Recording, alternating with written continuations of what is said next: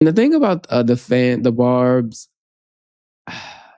I feel bad for some of them or a lot of them in that a lot of people form these parasocial relationships with these artists. And frankly, she's not that different from Donald Trump in that she uses her fan base to attack people when she sees fit. And she sits back and hides her hands. Yeah. If you were going to sell out to Trump, you're like a couple years late. He's not popular. He's not popular, and she's decided to now attach herself to him and this white nationalist movement. Mm-hmm. I think that's fascinating. You used to see Erika Kirk around. Was her head that big back then? Yes. I mean, nobody perfect, but she got a big ass head. She's a big head. And it's full of air. It's full of air and demon blood. Yeah, I'm just not surprised by Nicki. And honestly, I threw her away when she was on the internet talking about Meg lying on her dead mama. As somebody with a dead mama, as soon as I started, I was like, I don't need it. She's Nicki Minaj. Yeah. She's just not well. Simple-minded, off her. I don't know what's wrong with her, and recalibration needs a library. And actually, she could use a baptism. She needs a baptismal. Oh, for sure. No, she dipped. She needs to be under for 2 full minutes. Get the exorcism. Get all of it. Get all of them. Get actually the monks, the Catholics, get everybody. Get Pentecostals. Like jump her. She needs some spiritual. Take the demon out of her. Maybe if we can't get the stupid out. Pure and unadulterated. Every week we got you waiting. Candiace and Michael. Give it to you raw with the kitchen table talk. I guess it's to you where you wanna run. About weekend.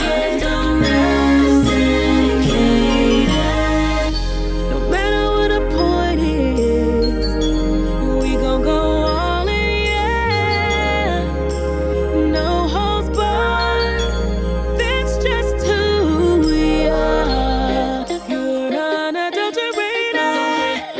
Talk shit and educated. Candiace and Michael get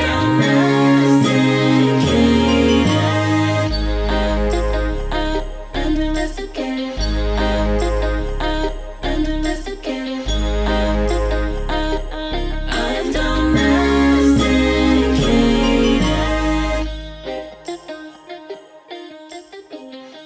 Very festive. Ho. Oh my God. Listen, I'm a terrible artist because shout out to my producer, Hazel, Donald Sales. Hazel, that is his magic work. I had not heard the holiday version. That is really cute. Yes. Hazel is the magician behind Drive Back. So and that's come on, vocals. Thank you.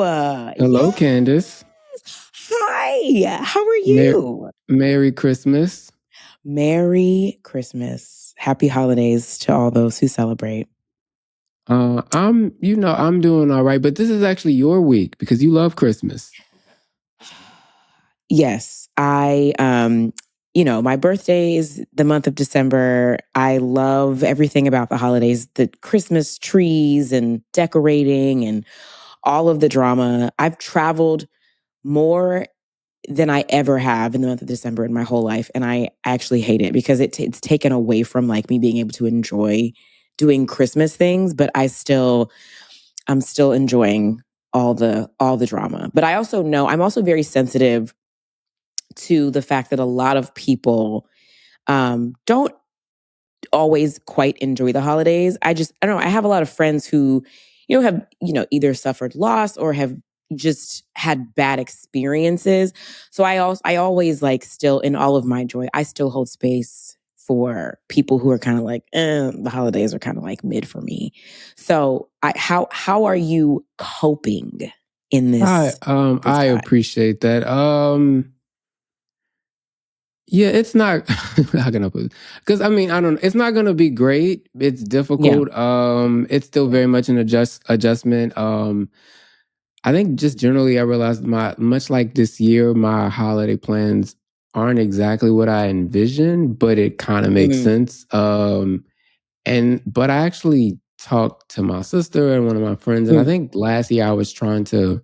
I mean, it was still a fun, but I was trying to rush feelings that weren't necessarily there. So I want everybody to enjoy Christmas as much as possible. I'm probably just gonna eat and disassociate. Yes. I mean, I do that. Yeah. I will try to think about stuff like this is the time of year like I would hug my mom, I would do all of that. So I just, it's a challenge, but I'm just gonna try to do whatever I can to kind of enjoy myself as best I could. But it's been hitting me closer thinking about my mom. But how are you spending Christmas? We're gonna be right here in this house. I usually host Christmas. The last couple of years, it's been like just easiest to host and to be home because I was either pregnant or had a newborn. And now I'm in the phase where Jet is he's old enough to kind of understand and maybe care a little bit about Christmas, but not really. Like he doesn't really even. I thought he was gonna like be attacking my Christmas tree. He does not care about the tree. So I'm interested to see like what is he gonna think when he wakes up. And it's like, oh, look at all your gifts, Jetty. Is he going to be like, oh, a box? Or is he going to care? Like we got him, my mom got him a Bentley. Like the little car. That's like cute. And I'm like, is he too young for this? I don't care. Like, give the baby a Bentley. So also, I want to see what he thinks. Room you posted him with, like one of the sweepers. He was having the time of his life with that. Oh my God. That's one of Chris's golf clubs. If you guys, it won't be up later. But I didn't realize that's what that was. Chris had it like sitting somewhere. We were downstairs in the basement and he was just dragging it around.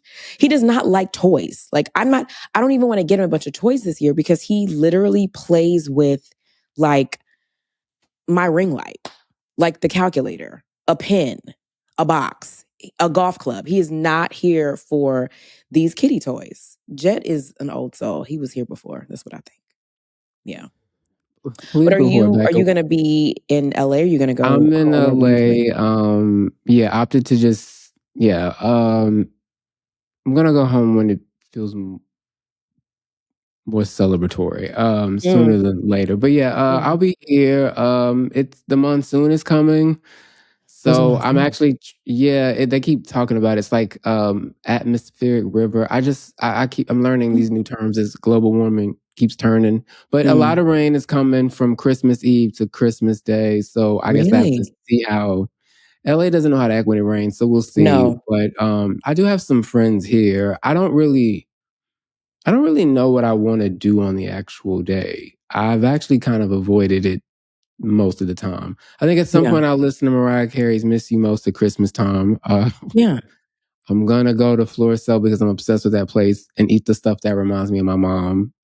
Yeah, I don't know what I'm going to do. I'm just going to, I'm probably going to stare at the pictures that I take all the time when I go home for Christmas, listen to every piece of voicemail that I have.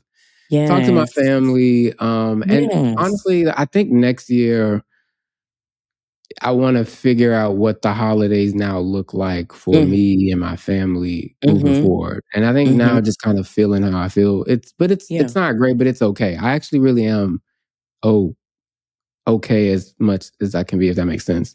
Yes. Yeah. I miss and my all mom. of that is acceptable. Yes. Yeah. Like you're breathing, you brushed your teeth, you look like you put lotion on. These are the things that matter. I did not. I'm not ashy. Amen. You're not ashy.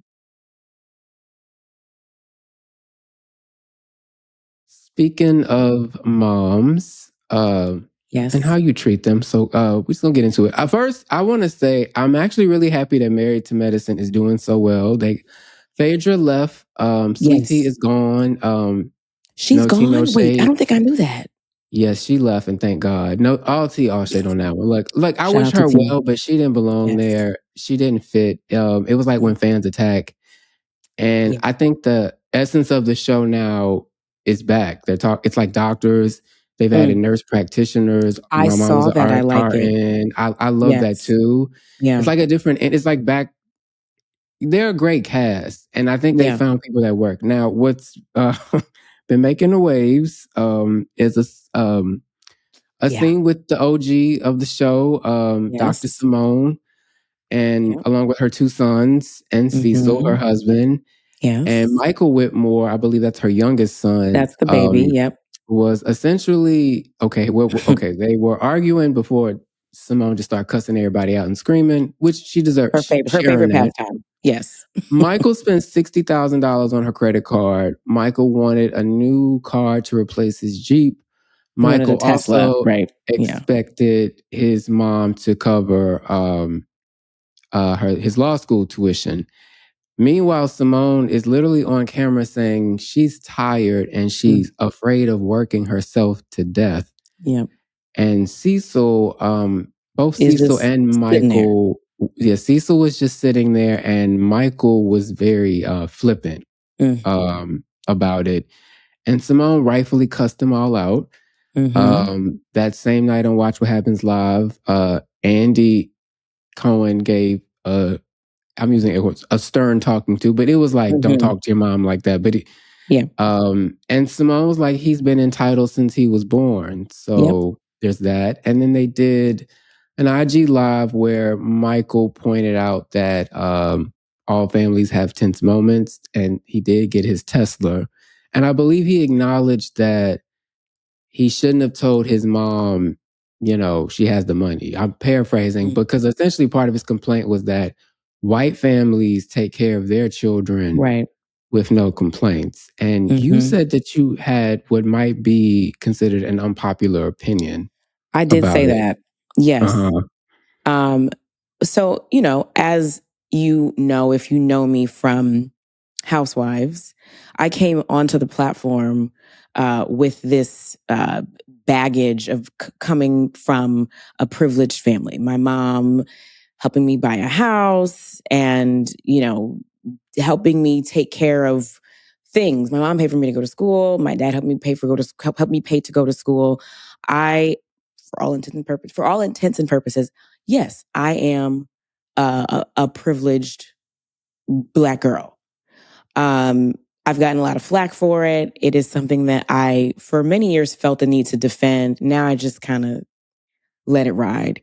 But my thought on this is, and I say this as someone who has, I don't know if there's like a playbook for like young Black men who come from wealthy families, but when Michael was speaking, it seemed like I was looking at my brother, because what he was saying.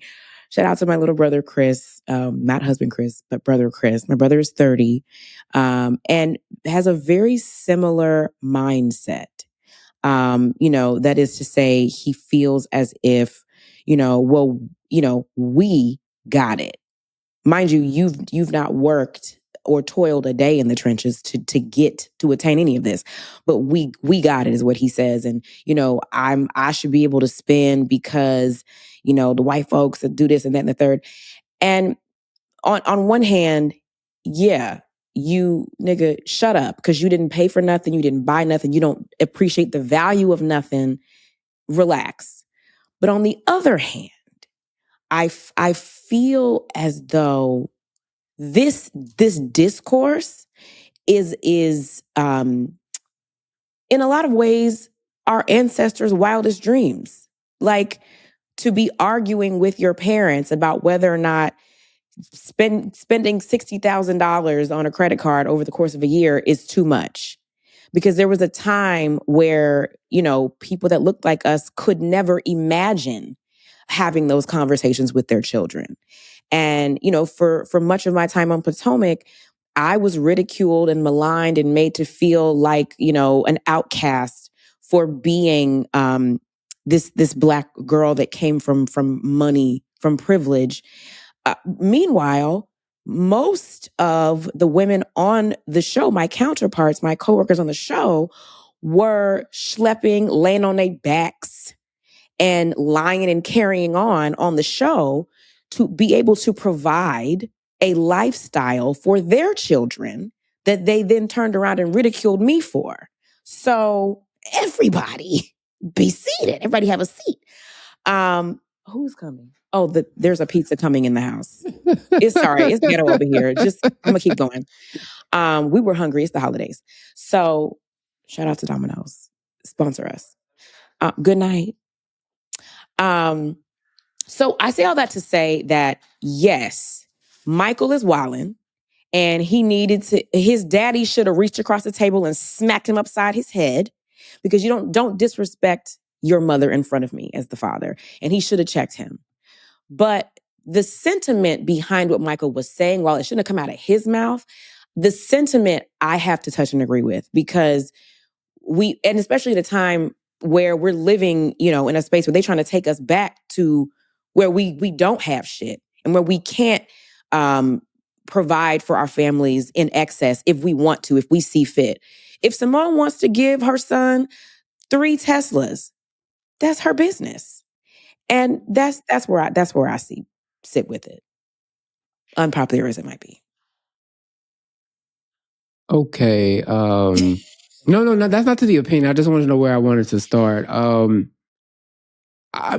your point, it is nice. I mean, in not even in theory, Black people having money to complain about $60,000 on a credit card, that is different than what you normally see, or I've seen. Someone that did not grow up rich. How can I put? I feel like if your mom is telling you with sincerity in her voice that she's worried about working herself to death, you should really have some level of decency to just check yourself in that moment and not to be selfish and bratty. I would hope that seeing himself behave that way as or left enough aunties cussing him out on the side or whatever, somebody else on the cast checked him there. Because having my mom that was a nurse, they're on their feet all the time. That is a lot of physical labor that weighs on your body after a while. She's tired. So respect that. The law school thing, I guess it's just, when people like what white people do, I'm like, you're not white, so who cares? Okay, you want to be just as bratty as them? I'm like, typical Black man sometimes, God bless us. But I was mostly disappointed in Cecil. I like Cecil. Cecil seemed like a cool dude to drink brown liquor with and talk about the 90s and the AUC and what Freaknik was like in real time. I would love Cecil for that.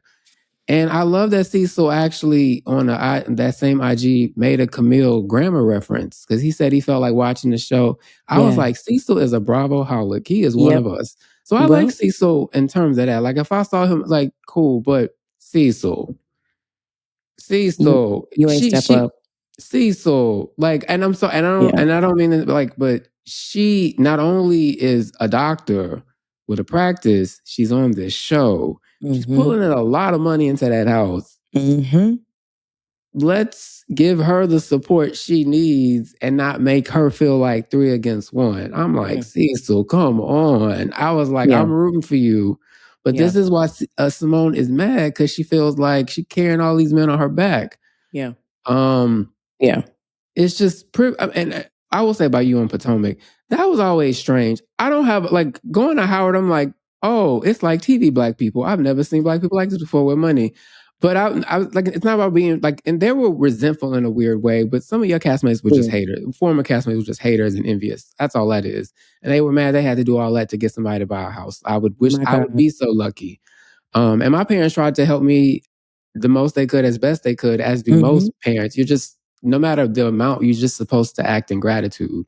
Yes. But honestly, even to your, they gave you shit about that on the show, but no bullshit. I never saw you on that show act entitled. I never saw you placed in difficult situations not respond in that way. I'm just like, you got to do better to your mom that way. So I hope, I mean, he did get his Tesla. Mama loves her. Mama loves her baby. Mama's gonna do what she wants, especially the youngest boy. Exactly. No shade, but shout out to my younger brother. I know, you know how it is. And Mama's gonna do what Mama's gonna do, especially for their baby boys or boys and the kids. I get it. Yes. But I just hope when they watched that, they were like, we really fucked up.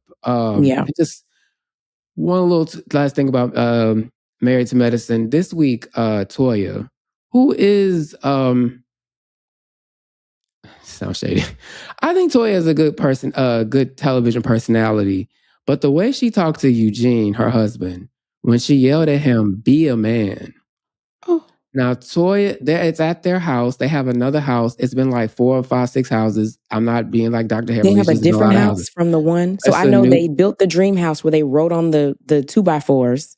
Then they sold that one and went to another one. So they're in a different one from that one. It's another one now that she had built from the ground up. It's a beautiful house. She has a cherry blossom tree in her closet. It's very nice. So she had everybody over for that show. So also a part of the new, before I get to Toya cussing out everybody and her husband, Dr. Mimi is a new addition to the show. This is her second season. She's a psychiatrist. In the same episode, the latest, they showed a scene about one of her children is autistic. It was a very touching scene where in the back seat, the older son who is autistic hits his sister. And in real time, they stop the car, separate them, switch seats, and have to, explain. And then they're also talking about their frustration. This is what I mean about the show. It's like growing and maturing, showing different parts of parenthood. That was lovely. So after that scene, Mimi gets cussed out at Toya's house because Toya is upset because it gave me that she was drinking. She's talking to her husband, Eugene. She's like, be a man, because they don't want to play whatever game she has set up at the house. And then when they go back in the house to talk about it, it's like, you think I give a fuck about these hating ass bitches? Now, a lot of the dialogue has been about whether or not she's emasculating Eugene. I try not to think about things in that way because I don't want to challenge someone's manhood based. You know what I mean? Like, that's a touchy thing. Because, and generally speaking, if you watch Married to Medicine, Toya talk crazy to everybody. It's unfortunately like she just talks crazy to her husband as well. And Toya, look, you're good TV, but the way you talk to people and your husband, saying be a man, ooh, don't do that. Also, you said hating ass bitches and fuck them bitches with a lot of energy. If I was your co-star, I don't know. She's talking about the cast? Yes. Them bitches. She's talking about them hater bitches. She's talking about her castmates to her husband. I say all that to say Toya talks crazy to everybody, and there's a reason why. If there's ever been an altercation on the show or near altercation, it's someone swinging at Toya because of that mouth. Yes. It was, what was it?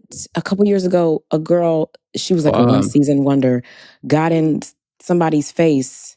Yeah, I forgot her name already. It starts with an A, and they didn't give her a fair shot because she was pregnant or something. Yes. Yeah, she was like, and Toya was talking real crazy. She mushed her, and she was about to get Toya, and just like the first season when Mariah hit her with the purse. Oh, I'll never forget it. Oh, Jesus Toya, Christ! Like you can't talk to people like that. Well, I mean, she can because she has. I mean, clearly, actually, she can. Check every season for what? And Eugene usually seems happy, but I would just be like, be a man and fuck them bitches. I'm like, all right, Toya, doc, okay. Child. I have one more. I know we have to keep going, but one more thing to add, and I'm going to keep saying this. I want to keep reminding us of this. Going back to Cecil and Dr. Simone, when they were sitting around the table, I watched the clip. And it looks like Cecil says nothing. And I did see him say, like, later in response that, you don't see everything, blah, blah, blah, blah, blah. But he's right. And I want everybody to come out of their entertainment bag for a minute and, like, just put on, like, a miniature producer hat. And just remember that they were probably sitting there for, upwards of an hour or more, because that was a very intense conversation.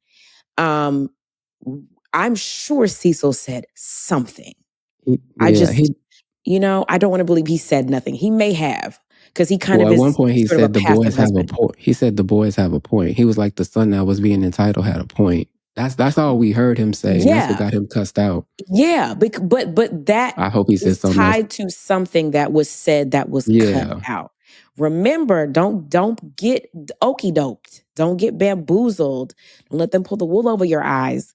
The edit is a beast. The edit is a mean lady, and she will, purport it however she sees fit. I wanted to say that, and then I also, Married to Medicine, to me, I don't watch it religiously anymore, but there was a time when I was watching every week. And I have to just tip my hats to those Black women, because that is a cast of women that is always continually inventing and reinventing themselves. Yes. They do it by being authentic through and through. It just seems like every season we are getting some new layer peeled back from just about everybody. And it is the kind of television I signed up to make. That's the kind of TV that when I was coming onto this platform, I was thinking I was going to be making. And then, I got in the room with the plastics and realized that that's not what we're doing. And it's unfortunate because I wish that Potomac could be as real and raw and actual and factual as Married to Medicine has always been. And so, not to pit Black women against each other, but I just wanted to give a nod and tip my hat to those Black women, because that's how you do it. That's how you do it. That's a great show, and they truly are real. And honestly, for people that have not seen it maybe in a season or two, or this season I think is a real nice reset. It's a lot of, it's like what you loved about the original, but it's just the right amount of new energy. I think like they got the right reset. Phaedra and Sweetie were not it. RIP on the show. All right, now we're moving on to bitch niggas. Ooh, child. Okay. Moving on to bitch niggas.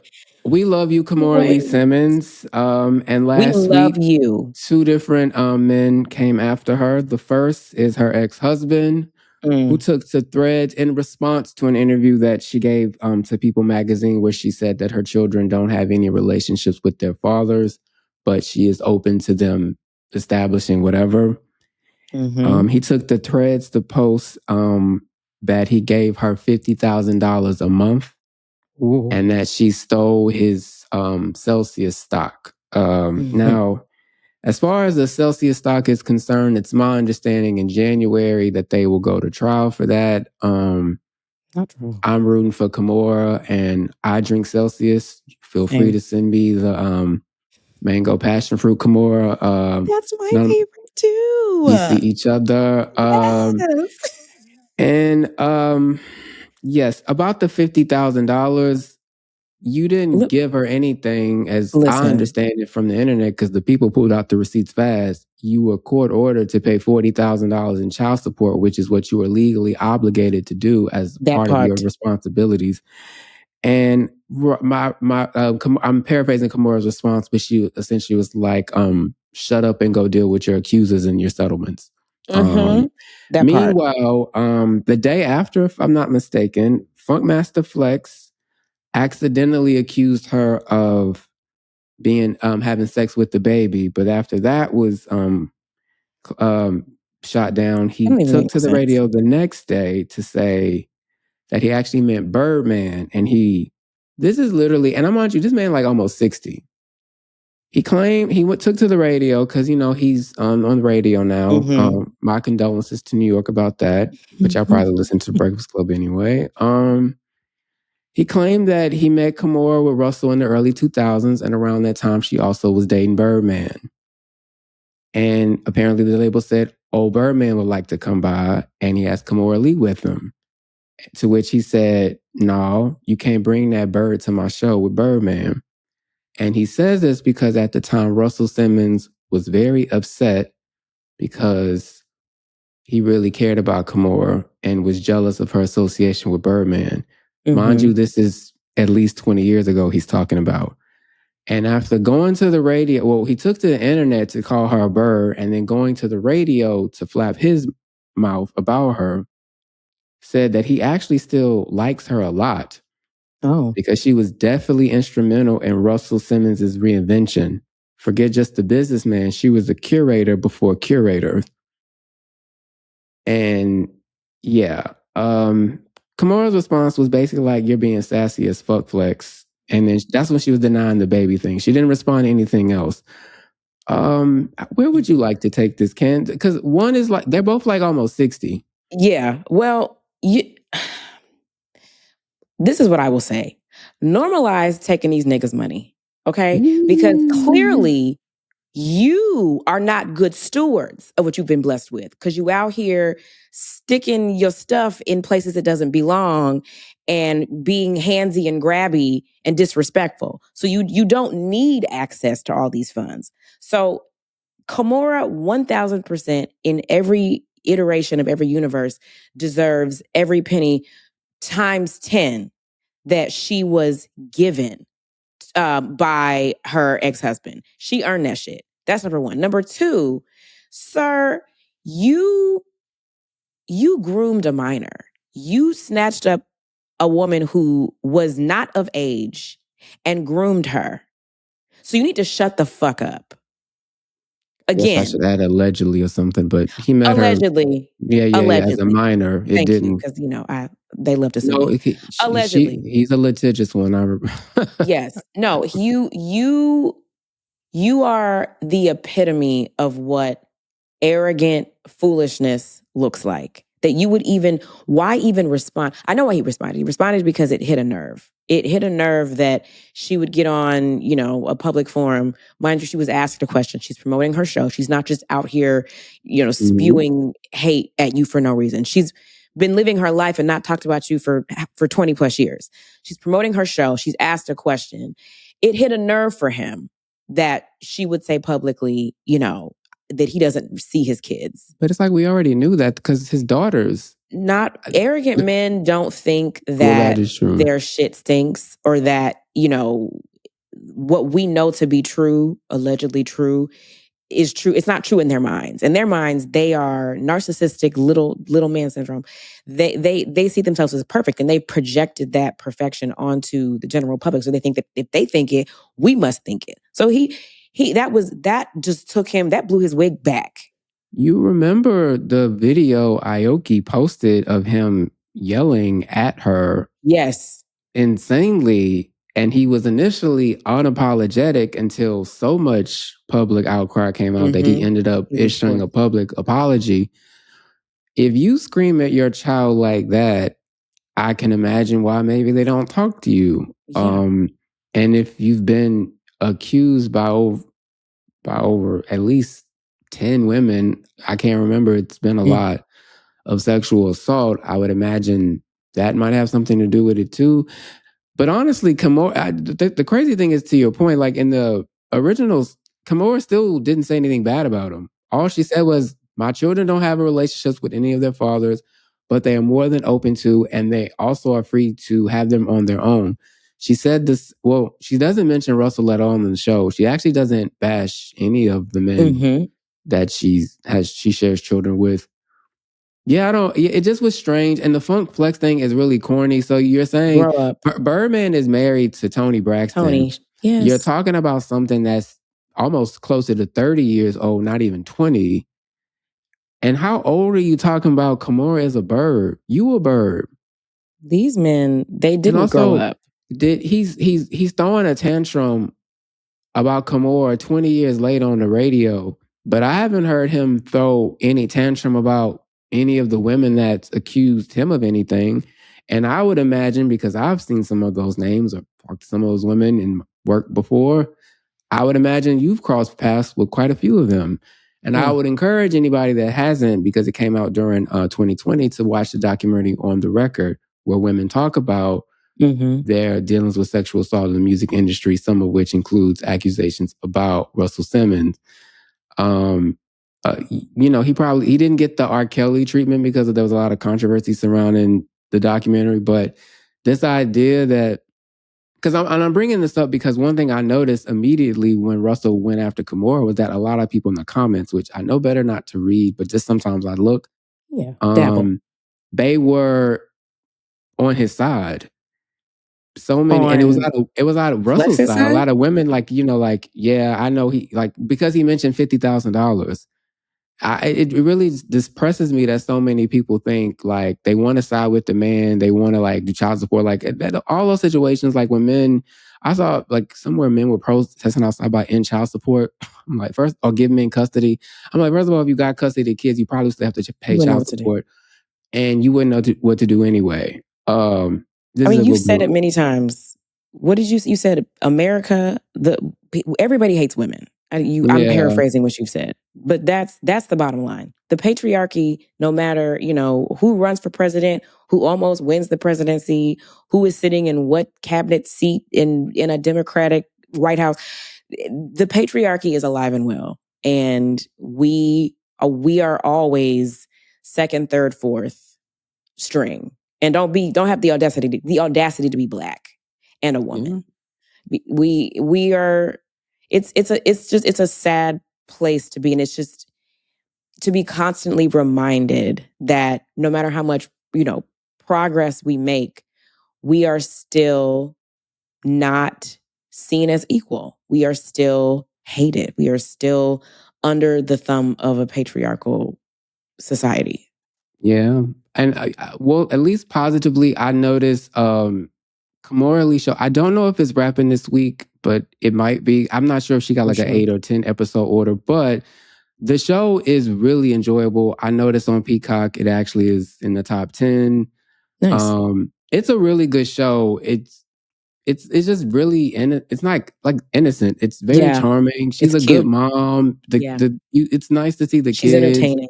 Yeah. She's entertaining. Her daughters are they're all really impressive kids, but it's actually really nice to see their daughters as young women, business women, and and do they flash back a lot? Because I've seen clips, and in the clips I've seen, they seem to flash back. Maybe that's in the promos. They flash back to when the girls were little.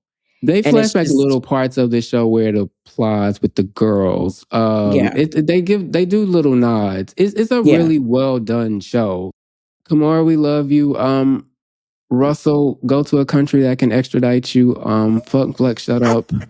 And now that we've concluded the bitch nigga segment, we can head on right to the MAGA Barbie. I mean, AKA bitch nigga segment 2.0. Because yes. All right. So how do we even introduce this one? I need to have a sip of wine for this.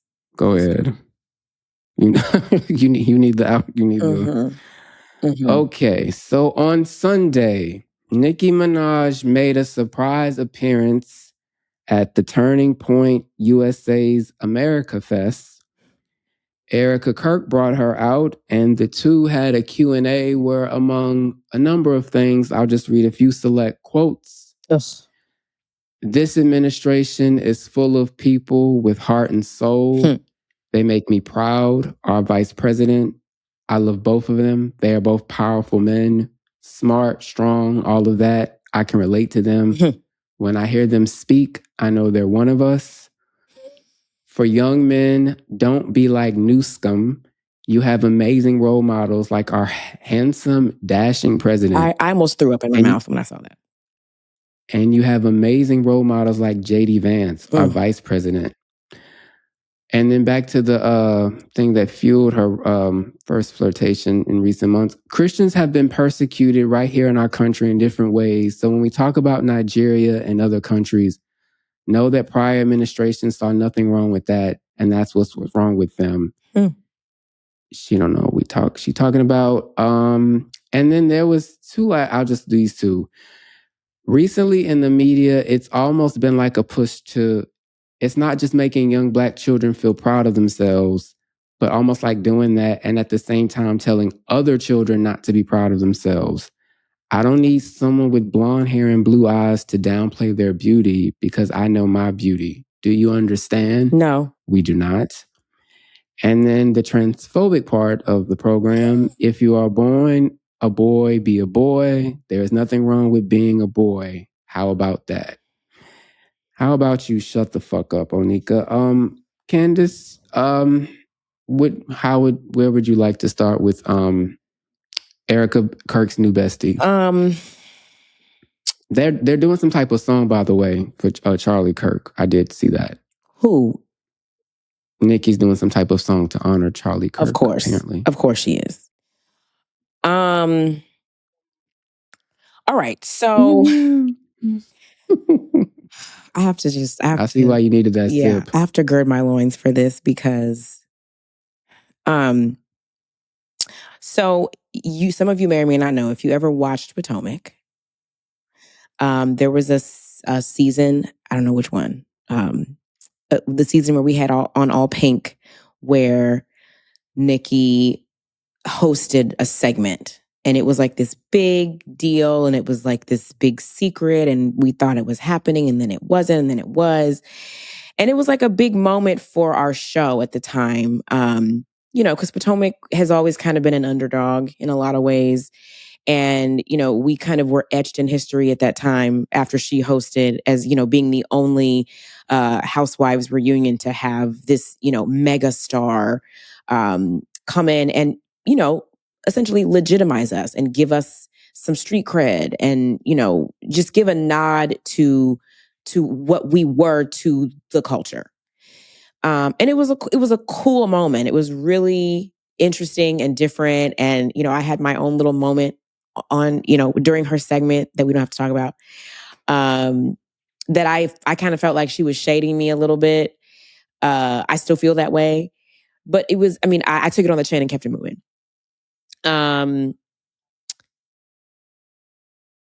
Even after we had our little thing during the reunion and I kind of felt a way about her, I still respected her as an artist. I still lauded her as being one of the greatest in hip hop, one of the first to blaze a trail for a lot of the newer age female hip hop artists. Even with her kind of shading those who came before her and not giving them their flowers, I still felt like, okay, even with that, I still give her credit. I officially no longer give a fuck. And she is now solidly categorized in the box of all skin folk ain't kinfolk. Nicki Minaj is a pick-me ass, Uncle Tom ass, clown ass degenerate. And Barb's, y'all can suck it. Because anyone who, after witnessing the display of betrayal by this woman who has only become who she is because of a community that she has now decided to turn her back on, betray, and stab in our fronts, I don't, it actually hurts me to have had to witness that display of monkeying around, because that's what it was. That's some monkey ass shit that she was doing up there. And there has been and will be a lot of discourse around it. I don't know what her reasons are, if she has reasons, and I frankly don't care. You have such a platform and such an influence, and that you have chosen to eviscerate your own community in the name of, I don't even know what, in the name of what? Like, what are you getting? I know she was paid, I believe, allegedly, for this appearance. It was a paid appearance. So that says something right there. But to sit up there with that ice demon on her "My husband is dead" tour, that's an icy bitch. I saw somebody say that she's a demon. She's a demon. She's a demon. That's a demon. Your husband is dead. He has died like no one has ever died before. And you have chosen to traipse about the earth on a "My husband is dead" tour. What are you doing? I don't even care. I don't care. I don't care what you're doing. And, and I'll say this too, I'll just to give a nod back to the pageant. I remember when she competed at Miss USA. I remember that was like the heyday of pageantry. When Orange Monkey was part owner and it was still a good pageant. I remember her. Erika Kirk is an ice demon, and she's not to be trusted. And I would not come within 50 feet of her for fear of residual demon blood getting on my Louboutins. I want no parts. But for Nicki to sit up there with her and insinuate that Black women are bullying white women, get the fuck out of here. Like I feel betrayed. It is a betrayal of epic proportions for me that you, like, where you come from, what you have had to do to achieve the success and the accolades, all on the backs of Black people, queer people, people who look like you, that you would sit up there and feed this evil, nasty demon that says that we, as Black women, we are somehow antagonizing white. I don't give a flat purple ass about what white women are doing. You all live your lives, do what you're doing. But in the times that we're living in, where Black women are fighting for our lives, losing jobs at soaring rates, is something like, I don't know, almost 700,000, 800,000 Black women have lost jobs this year. I know them. I know so many of them personally. For you to sit up there and perpetuate this narrative, these disgusting diatribes, go lay down in the dirt. Go lay down in the dirt and don't say shit else to none of us. And yeah. I want to turn my camera off. Like I'm disgusted. I'm disgusted. Yeah. I'm disappointed, but honestly, at this point, I'm not surprised. And she's sort of like Kanye in that she's been dropping nuggets pretty much the whole time. It just depends on how you look at it. That's to say, like, I understand why everybody's shocked because it's shocking, but she, how can I put it? It's not just the Mitt Romney line that in 2012 that you could have passed off as tongue in cheek. It was more so even the club post shooting when one of her fans asked her why hadn't she posted about it, and she blocked him. And then at the time when you could see, like, well, I think you still can, but you get what I mean? Like, people saw she was liking posts that seemed anti queer and trans. Yeah. She's also made little comments here and there. I've seen her do husband say faggot before, and she's just cackling. So I'm not shocked about that stuff. I'm not surprised she think the white man's ice is cooler, because she's also been dropping little hints about that. I also think her algorithm has got her hooked, which is how we losing a lot of people. Yep. I'm not a psychiatrist, but it don't all seem wrapped right over there. No. So I think that makes it worse. The wires are crossed. They are. Some of them are just doing this. And frankly, I mean, to be blunt, like, she kind of fits the profile of a very specific type of new Republican or Trump person, where she is, one, she can't vote because she is not a citizen, from my understanding. But there's not even that. It's like you used to have problems with Trump's immigration policy, but now you don't, because you see yourself as different, which is interesting. But that's how they all are. Yes, they are. You love a sexual predator in your professional and personal life, which is also mighty Republican of you. Yeah, it's just all disappointing. To me, it's just it was so embarrassing. Like, she didn't even seem like herself. But I imagine it's only going to get worse. I didn't realize she got paid. I thought that's interesting. And the thing about the Barbs, I feel bad for some of them, or a lot of them, in that a lot of people form these parasocial relationships with these artists. And frankly, she's not that different from Donald Trump, in that she uses her fan base to attack people when she sees fit. And she sits back and hides her hands. Yeah.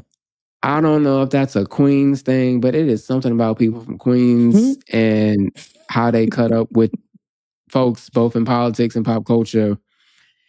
But also, more than anything, like, if you were going to sell out to Trump, you're like a couple years late. He's not popular. He's not popular. The economy, he's single-handedly messing everything up. Even if the Supreme Court got rid of the tariff stuff, like the damage is done, he'll find some other way to fuck it up. Yeah. He's about to unleash ICE because they have like a budget now bigger than most nations' militaries. They're literally actively planning to sick that on a lot of people next year, snatch up America. So he's only going to get more unpopular. He's only going to get angrier. And she's decided to now attach herself to him and this white nationalist movement. I think that's fascinating. You used to see Erika Kirk around. Was her head that big back then? Yes. I mean, nobody perfect, but she got a big ass head. And it's full of air. It's full of air and demon blood. Yeah, I'm just not surprised by Nicki. And honestly, I threw her away when she was on the internet talking about Meg lying on her dead mama. As somebody with a dead mama, as soon as I saw it, I was like, oh, fuck her. Yeah. I don't need it. The only thing I think I will say is we can throw Nicki away, but let's not also lie, because before record, I saw Peter Rosenberg, I guess who Funkmaster Flex replaced partially at 97, say that, can we now finally admit that Monster is the most overrated verse in hip hop? First of all, no. The doll still raps. Monster verse still great. The art is still the art. It is still the art. Like she's Nicki Minaj. Yeah. She's just not well. Simple-minded, off her. I don't know what's wrong with her, and recalibration. Needs a library, and actually she could use a baptism. She needs a baptismal. Oh, for sure. No, she dipped. She needs to be under for 2 full minutes. Get the exorcism. Get all of it. Get all of them. Get actually the monks, the Catholics, get everybody. Get the Pentecostals. Like jump her. She needs some spiritual. Take the demon out of her. Maybe if we can't get the stupid out. That's all I got for her, because honestly, she's only going to keep doing. She's Kanye. She's Kanye. She is Kanye. And I don't know if it's because she's Kanye was hurtful. Kanye kind of made me go, what? Maybe it's because it's a Black woman, and I'm, and I identify in a different way, that I just feel it differently. I'm speaking as someone who is not a Barb. I'm not a Nicki stan. I never have been. I've always respected her art and lauded her as an artist, and wanted to protect her as a Black woman who is an artist in a space that doesn't always see us, laud us, protect us, or want us to win. And, regardless of, whatever weird interactions we have had, I still held that to be true. And so I'm just, it's like hurtful. Like, it hurts. And then I have to say this too, shout out to CNN. I know CNN is weird these days, but whoever is up there doing the twittering or the Xing, whatever they call it these days, posting, they posted this headline, how Nicki Minaj went from Trump critic to the president's biggest fan. Back in 2020, Nicki Minaj said she was, quote, not going to jump on the Trump bandwagon, end quote, after years of calling out his anti-immigration politics. 5 years later, she's singing the president's praises as a full-throated MAGA supporter. What gives? And concur. I concur. And I think it's gross. And I saw the Democrat responded to her in a tweet with an image saying pedophile protector with the Republican element. Like, that's where we are in 2025, where the Democrats are responding to Nicki Minaj maligning Gavin Newsom by calling her a pedophile protector Republican. That's 2025. Ho, ho, ho. Oh. Lift us all, lift America in prayer. Lift every voice and sing, if you know it. Candiace, it's about that time. It's our Nobody Asks Me holiday edition. My God. Mine is not related directly to the holidays, but it is related to something that is just irking my soul. Can we retire the word lore? I'm tired of seeing it. I feel like everywhere that I go, people are like, oh, this lore and that lore and the lore of the lore. And I don't know when it started. I feel like I came in like toward like the tail end of like the hype. And I mean, the word has been, you know, in my vocabulary. I know what the word means. I understand, you know, the importance of the word, but I feel like it's as overused as diabolical, because we need that one needs to go as well. So to tie this to the holidays, can we please leave lore in 2025? Thank you. All right. My Nobody Asked Me is actually a mix. It's a breaking hood news because I had to sneak in this Baddies update. Now, okay. Okay. Wait. Yeah, this week's episode was so good because it was exactly what I was talking about. Yeah, it was a fight in the beginning because against somebody from Detroit, don't know how to act. Oh. But once they did that, they were having rehearsal. They were like, the rehearsals were like twerking, like somebody fell, and in the name of sisterhood, like while she's still throwing ass, she's like wiping the water off of her. And I was like, that's what I'm talking about. That is beautiful. But no, near the end of the scene, Tommy Lee from Love and Hip Hop is on the show now. She's an OG baddie. So there's a person named Tavi, and some girl is throwing ass on her and she's behind her. And Tommy Lee goes, my bitch, I'm going to try to say this without laughing. My bitch Tavi always hitting bitches from the back getting pussy. She remind me of DMX. She is talking about DMX and Belly. And to be clear, if you saw Tavi, no disrespect, Tavi, we're all beautiful. She gave DMX. In fact, somebody was like, bitch, you do give a little, and then start barking. And then Tavi got so offended. And in the scene Tommy goes, if I want to insult you, I would have said you look like a motherfucking Ninja Turtle. Oh. D'Angelo with the scarf off, bitch. So, nobody asked me, but and then wait, one more, because it's actually so funny. And because the girl wants to fight her, and Tommy's like, when it's off because I'm on medication, bitch, and my therapist is not doing it right, so please. And then she said, thread lightly. Not tread lightly, but whatever, close enough. Oh my God. So, nobody asked me, but Tommy Lee, I didn't like when you shot like a BB gun at Rolly and talking about she ran into the bullets, but thank you during a difficult holiday week making me laugh like that, because no disrespect, Tavi, you do give DMX. Get at me, dog. Or don't. But yes. Candiace, I'm giving you this password. 2020-26. We're getting Candiace to watch at least an episode of Baddies. Just tell me where to start. And if I have a question, I need to pause. I need to just be able to just text or send you a voice note. Yes. Be like, wait, what? I'm ready. Yes. Because I don't have anything to watch right now. If I find but it went like it's a girl bent over and she gave DMX and Belly. I cannot. That's why she was so mad, because she like a New York woman. You know, they can be aggressive. Yes. Respectfully. Shout out to NYC girls. Yeah, we love you guys. She looked like DMX. God bless. May he rest. Well, do we have another episode? We have one more. We have next week, y'all. We will be talking about the end of the year. We're giving some predictions. Yes. Candiace will talk a little bit about what you expect on Traders, because it's coming. Yeah, very soon. Yes, a wee bit. And then we will be back right after Fresh. But yes, we got a little break next week, but we do have a new episode for you all. So we appreciate everyone. Yes. If you listen to us on your favorite streamer, please follow and rate. It really helps people follow the show. If you're watching us on YouTube, which we keep hearing about, thank you. Please like and subscribe. Tell a friend. Yes.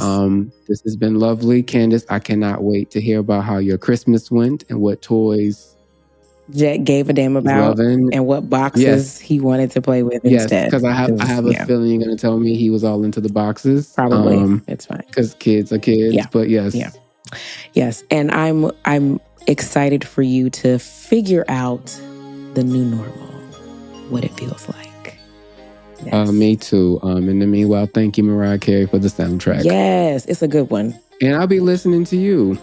Oh, well, thank you. I do like. I like my Christmas bops. Yes. I'm working on some and more. I might strip a kick to with it this Christmas. Good. Yes, a few more. Anywho. Thanks, guys, for listening. As always, may your life be soft. May your boundaries be strong. And may your group chat stay private. See you next time on Undomesticated. See you next time. Merry Christmas. Merry Christmas. Bye. And I left it alone, but Ashley is nasty. I changed at the last minute. We were sitting in the basement, we roasted the fuck out of her. Undomesticated is presented by Odyssey and Agenda Management and Production. Our executive producers are Brandon Sharp from Agenda Management and Production and Corinne Gilliard-Fisher. Our executive producer from Odyssey is Leah Reese-Dennis. Miguel Contreras is our senior producer. Michael Arceneaux and Candiace Dillard Bassett are our producers. Sound design, video production, and engineering by Miguel Contreras. Booking by Jillian McEwen. Original music by Candiace Dillard Bassett, Nairi Davidson, and Donald Hazel Sales. Special thanks to Nairi Davidson, Maura Curran, Josefina Francis, Hillary Schuff, Eric Donnelly, Kate Hutchinson Rose, Lauren Lombardi, David Gannon, Kurt Courtney, and Lauren Vieira. It's a lot of names.